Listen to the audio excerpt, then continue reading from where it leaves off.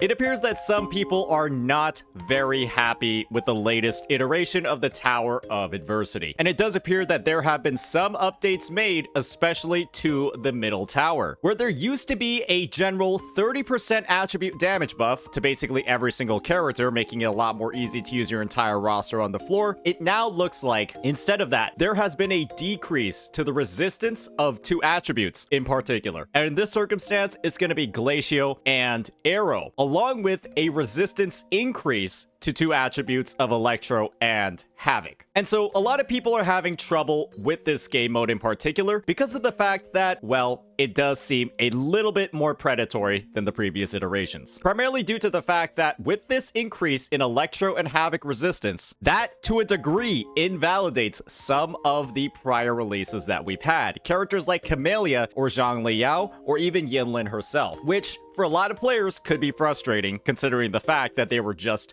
on banner in 1.4, right? The patch right before 2.0. And so obviously when you take a look at the design of this floor, I'll go ahead and pop it open on my screen myself so you all can take a look, and we're gonna go ahead and walk you all through it. I'll give you all my take on the design of the floor, where some problems would be regardless of whether or not you had already picked Camellia or Zhang Liao, and what you can kind of do to ease some of the suffering here. The first floor, again, with those resistance reductions and increases, the first floor is Crownless. Crownless is a Havoc attribute monster, TD, boss. And so you wouldn't even be using Camellia against him anyways. And so really the only option that seems singled out here, right, that doesn't necessarily, that has like a weakness, is going to be the Zhang Liao Yinlin team or the Calcaro Yinlin team. Not too bad, we'll give that one a try. Next up, you're going to clearly see here that there are 2 Electro resistant monsters here, right? This is going to be the Vitrium Dancer, the Questless Knight, all Electro, and then the Tempest Mephis, another Electro monster. And so the idea here is that, well, you could use Camellia here, but you're going to face some debuffs for using her. We'll give her a try as well. However, on the other sides of the tower, right, all we're seeing is a decrease in Spectro, and with the final boss being the Impermanence Heron and a bunch of dogs. And on the right side, we're going to be seeing a decrease to Glacio alongside the Morning Ikes. And so when I view this resistance increase in particular, I wouldn't think too much about it, because fundamentally, you weren't going to use Camellia or any Havoc character against Crownless anyways, and you weren't really going to use Zhang Liao or Calcaro or any Electro character against the Tempest Mephis anyways, right? These sort of elemental resistances or attribute resistances, we've been dealing with them since the start of the game. You just can't use specific characters against specific bosses. And so honestly, in all respects, it does seem like it's only being applied to 1 out of the 4 possible bosses. And it's because it's not like you were going to use Camellia again here or Zhang Liao here anyways. And so those 2 characters do seem like they're being relegated to the sides of the tower, and you couldn't use Camellia here either. So maybe Camellia is only usable against maybe one side. So there's definitely that degree of like predatory practices here. But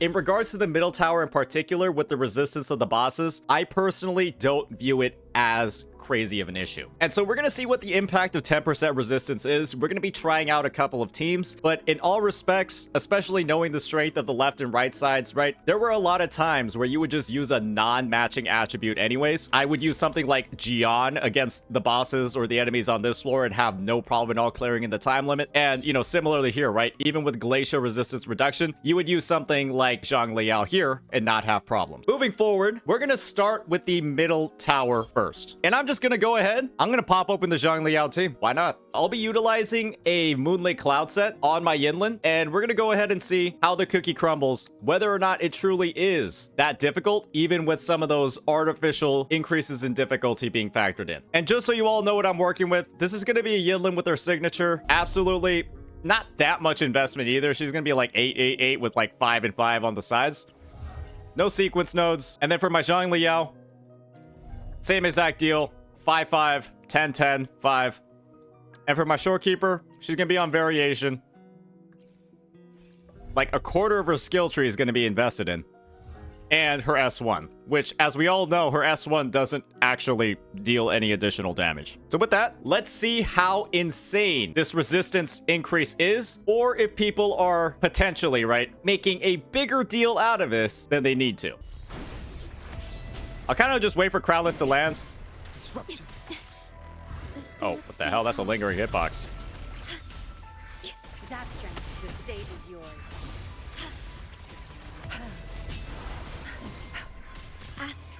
There's matching concerto on both characters. Hit that parry, because we're cool with it. And then prime up my set with Zhang Liao because I don't have the Nightmare Echoes unlocked. You're gonna go back. And Liberation.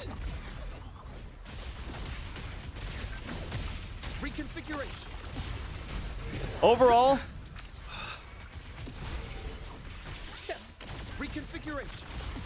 the damage doesn't seem too bad, but it isn't too good either.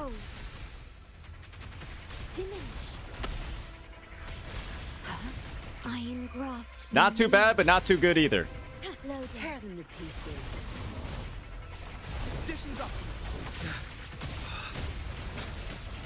Zap string. It's our curtain call. Cleave it. My field. Variable elimination. Verity. Confined within limits.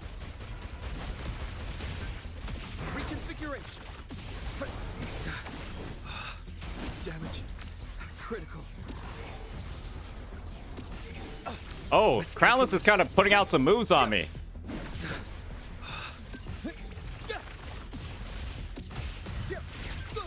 Reconfiguration. Oh, He was kind of putting out some moves on me there. durability lowered. No mercy. In war with time. Tear them to pieces. Disruption.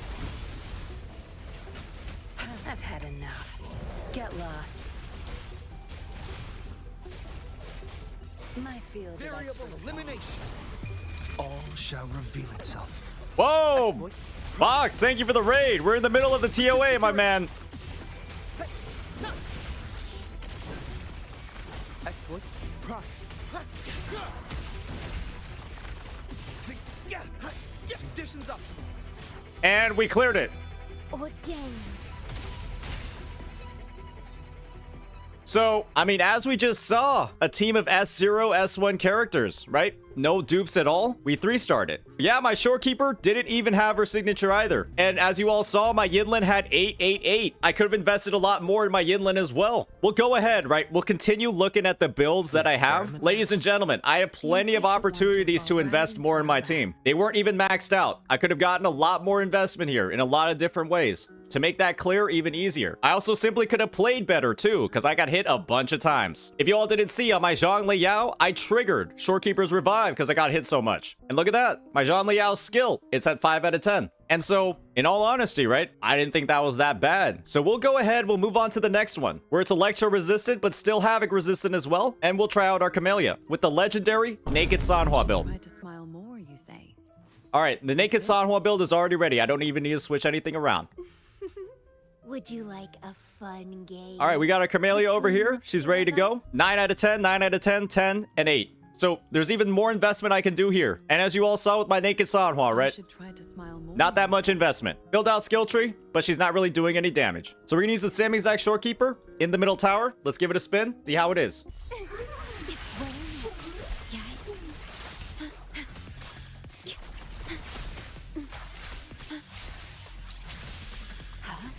Iron graft you knew.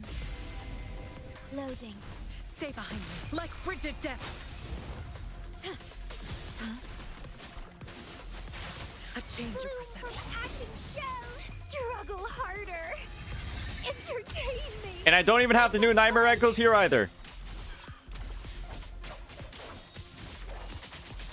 Vitality sour. All right, we lose about 70k damage on that move. We lose about 70k damage on our ephemeral. That's a decent amount, but I don't think it's enough to like wildly affect the clear. In war with time. Stay behind me. Lotus pervade. Loading. A change of Round of perception. budding seeds. Feed my blossoms. Self-deceivers. Let's have fun. Do a quick little Crownless Echo cancel. And I do believe we're gonna melt that guy. Okay, Memphis is a bit of an asshole. All right. Oh, we lost the outro buff. I still think that we're going to clear though. We lost the outro buff on Sanhua because Memphis took a while to spawn, ladies and gentlemen. Oath. A little bit annoying. Astral modulation. Perish. Stay behind me. Frozen blockade. So just rotate through Sanhua, do the negative edge, Kara canceling. A change of Reborn from ancient roots. Don't run. Throw that ult in. Keep the dance going. Let's I'm looking at my status bar and I saw I didn't have it. Crimson Blossom. This one might be close, ladies and gentlemen. It might be close. It might be a little bit close. We'll see here.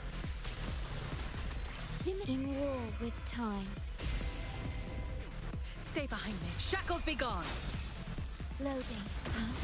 A change of Bloom perception. from ashen shell.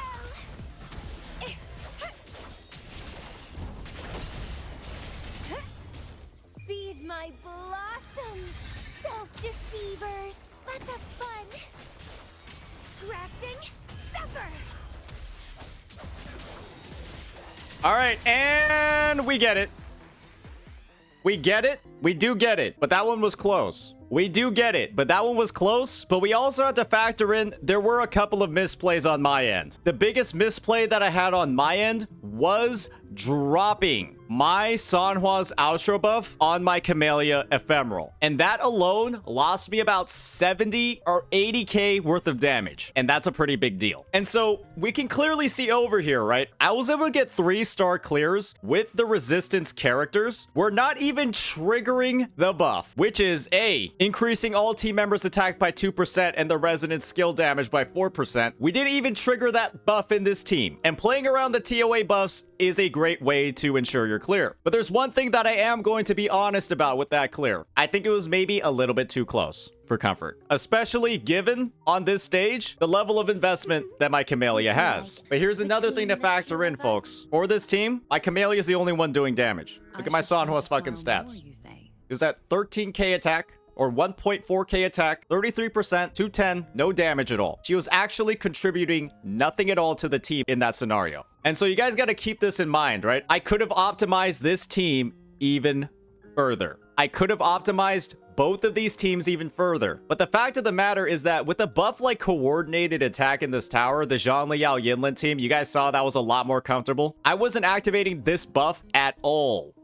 At all. With the Camellia team. And so I do believe that this tower is unfortunately much harder for Camellia or Zhang Liao, but it's still possible. I did it with not even 100% investment on both sides. However, you also have to factor in that activating and leveraging these buffs does seem a lot more important. Looking at these two sides, the left and the right, I don't think there is as much of a problem here, right? Because you can view this enemy glacial resistance down as simply the same as a 30% glacial damage increase. I'm pretty sure they roughly calculate out in like the same sort of way. And so the left and right towers in prior iterations have just been a straight buff to an attribute. So they're just the same level of ease that they were before. There's nothing too complicated about them. It's mostly the fact that right now, at least in these towers, using these two characters is going to be a bit of an issue. And you can view this as predatory. And I'd agree with you in a lot of ways, in that a lot of the prior purchases that you might have made on characters like Camellia or Zhang Liao, they're simply not going to be as effective in the middle tower. And so the end result is, well, you're going to want to prioritize some different characters instead. Some of these characters, or obviously, right, her. And I'm pretty sure she absolutely blows up those first two floors. And so I'm just not even going to use her for some of these demos. I'm going to go ahead and use some of the meta teams for those characters we just talked about, starting off with Jiyan. So first up is going to be the Mortefi lineup, along with Jiyan. These were my Jiyan stats, and that was Mortefi's. And we're going to stick with using Shorekeeper for now. Do keep in mind that Verena is, in a lot of ways, potentially a superior option. Because Verena, by herself, ladies and gentlemen, Verena will be able to activate this coordinated attacks piece. And so in some ways, Camellia, Verena, and Sanhua might have actually performed better because you'd be getting full access to these buffs. Potentially, depending on your crit stats. But for now, let's give it a spin with this team and we'll see how it is. Obviously, I think Jiyan's going to perform a lot better because he get the arrow buffs or the arrow resistance down that's on this floor.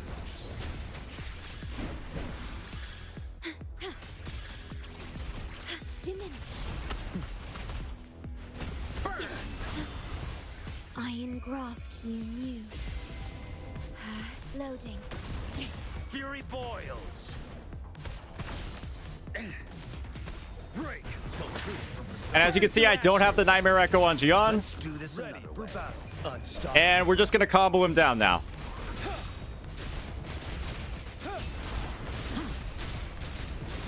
And as you can see, my Jiyan is doing a shit ton of damage to him. Finale.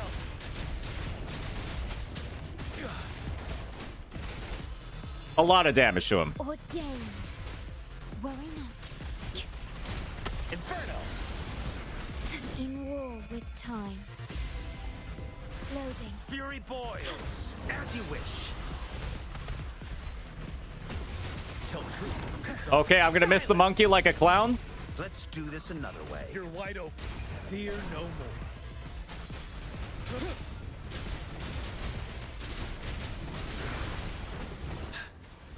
Don't you worry. Till my last breath. All right, Crownless is doing a fuck ton of damage, so watch out for that in your clears. You might actually run the risk of dying like me before your rotation is fully up. Astral modulation. So just watch out for that mid-air part. He does a lot of damage, and you might find that it's a little bit too much. Like I'm finding right now. Let's do this another way. Ready for battle. Unstoppable. Break.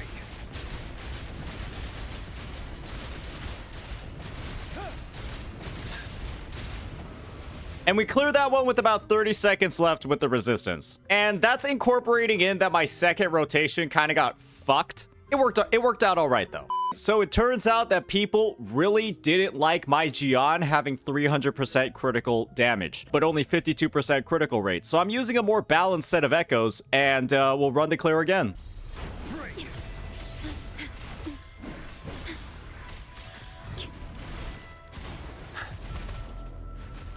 Inferno. I'm fine. In war with time.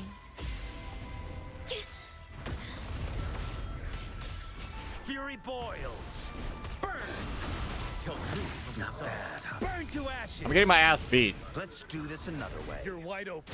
Fear no more.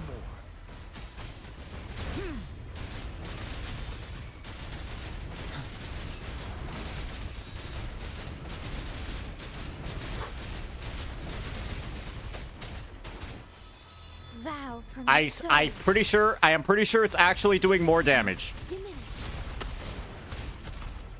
As you wish. I engraft. I'm pretty sure it's you. actually doing more damage. Loading. Fury boils.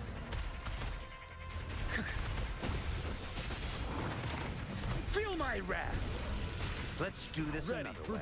Unstoppable.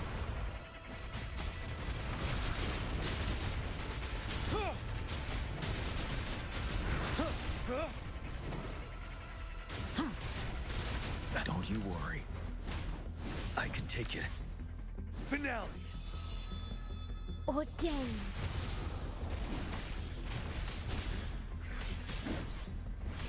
Burn. Inferno. Till truth. Loading. Astral modulation. Fury boils. Silence. Let's do this another way. You're wide open. Fear no more.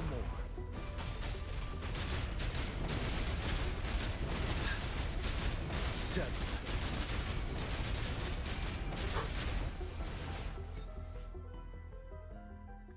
Does that help, ladies and gentlemen? So, I do believe it cleared faster. And that's what happens when you have higher critical rate. Despite having lower critical damage, you'll crit more and deal more damage. Oh, but how's a 1.0 DPS doing this much damage? It's because Jiyan is still good, ladies and gentlemen. He's still good. He's an amazing character. Oh, by the way, guys, you know that clear that we just did? Here's something cool. Understood. I am here to serve your will. Do you see what's on the Shorekeeper? Oh, wow. So my Jiyan's damage was actually supposed to be higher. My bad, guys. I actually nerfed him even more. Let's do side 2.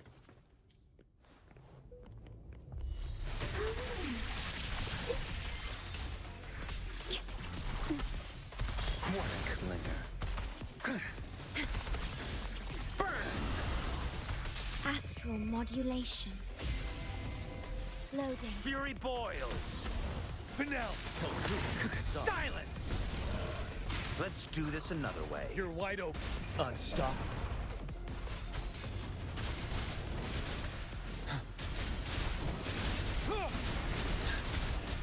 Settled.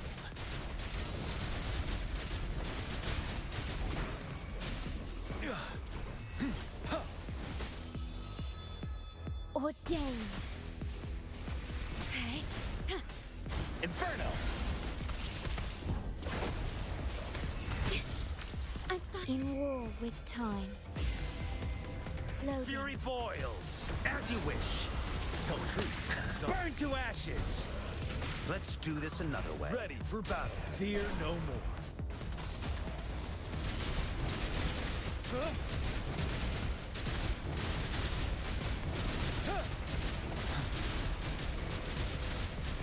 Break. Oath from the heart. Leave me alone. Burn. I engraft you new. Loading. Fury boils. Till truth. Feel my wrath. Let's do this another way. You're wide open. Unstoppable.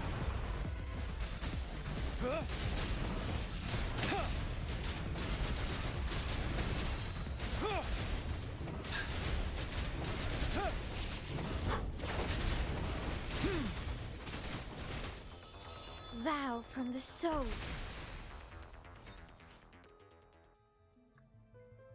1.0 character. Oh, but the power creep is so bad in this game. Oh, there's so much power creep. Oh my gosh, so much power creep. 4-star support, 1.0 character. Literally doesn't even have a 5-star biz support. Literally, he doesn't even have a 5-star best in slot support.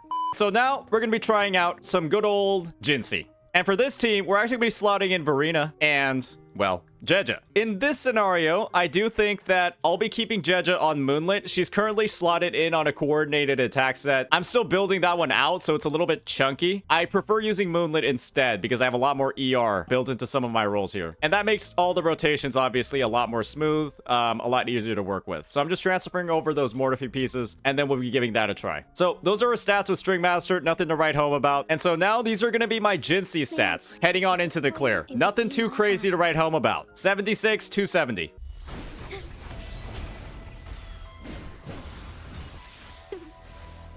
Listen up, luminous energy. Instant, thus it ends. Bloom. Insta-painting. Art unveiled.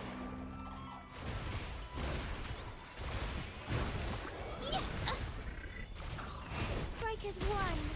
And so now we'll be at around full stacks by the time this attack goes off. Take evil be cleansed. And we'll launch this, Heaven ordained. do around 300 something K, cast my ultimate late, and then go back to Jeja. Insta-painting.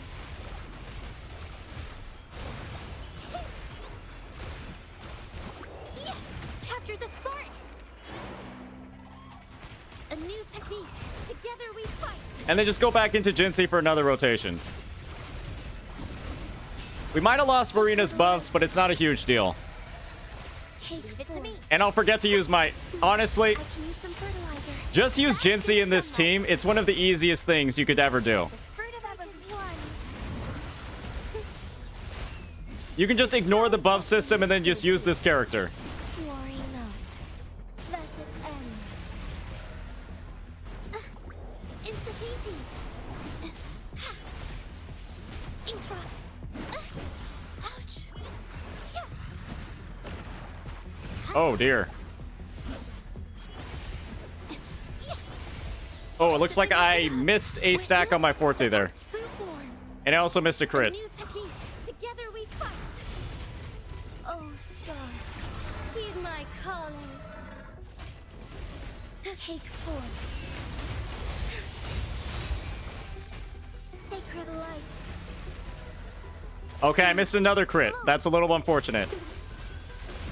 Photosynthesis. some fertilizer. Into the painting. Yeah, I mean, if you miss this many crits, you probably shouldn't clear. But I think I will. Capture the spark. You probably shouldn't clear after missing this many A crits. new technique. Strike as one. Strike fast. Worry not. Evil be But I think I'll get it. Yeah. My Jinhsi has around 76% crit. I happened to miss 2 of them on her empowered abilities, and I still got it within the time limit. And I'm pretty sure I didn't even play that team very well. You all saw my Jinhsi didn't have incredible investment either. Let's go ahead. Let's look at my Verena. She's level 50. My Jinhsi's S1. Like, my Jinhsi's skills are a fucking nightmare. She only has her Forte circuit maxed. Her Resonance Liberation's at level 7. My Jeje finally has, like, a little bit of investment, but we saw her stats weren't anything to write home about either. We've done it with this DPS. We've done it with Zhang We've done it with Jiyan. Those are kind of all the limited characters that you potentially could use. And do keep in mind that I've crit, I believe, 3 out of 5 of my Jinhsi casts. And so if I had crit on one of those other 2, I'd have like 20 seconds left. Now, the elephant in the room. This character.